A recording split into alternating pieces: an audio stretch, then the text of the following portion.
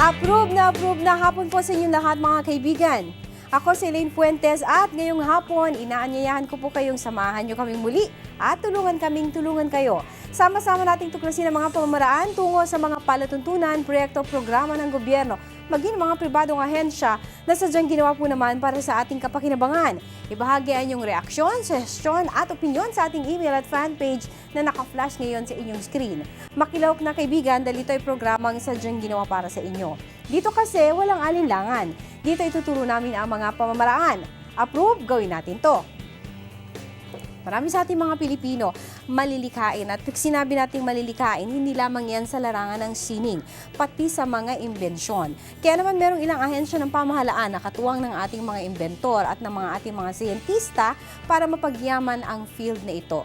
Ito ang magiging laman ng ating makabuluhang kwentuhan ngayong hapon, ang PNRI at kababayan nating inventor sa ating pagbabalik.